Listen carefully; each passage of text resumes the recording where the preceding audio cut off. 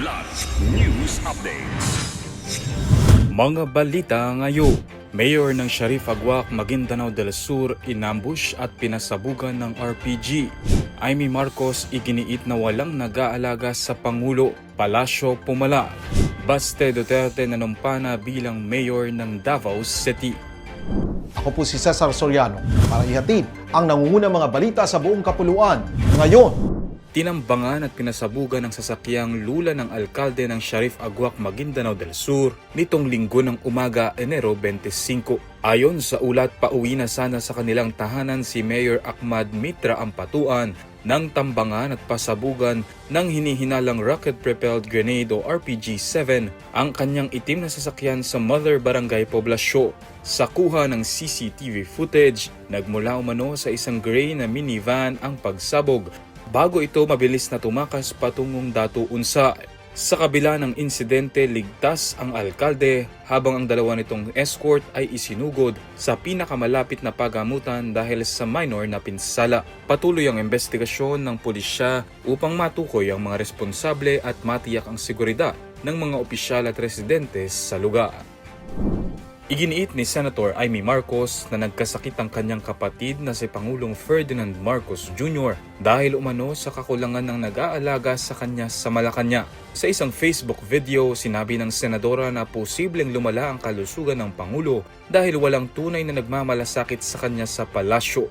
Ito ay matapos iahayag ng Malacanang na isinailalim ang Pangulo sa medical observation noong Huwebes matapos makaranas ng discomfort. Naobserbahan siya sa St. Luke's Medical Center sa Quezon City at nakauwi rin sa Malacanang upang magbalik trabaho. Pinayuhan ni Amy Marcos ang kanyang kapatid na unahin ang kalusugan at talikuran ang mga taong nakapaligid sa kanya sa palasyo. Bumuelta naman si Palace Press Officer Undersecretary Attorney Claire Castro at sinabing hindi dapat gawing biro ang kalusugan ng Pangulo at hinimok ang senadora na maging tapat at responsable sa pagbibigay ng pahaya.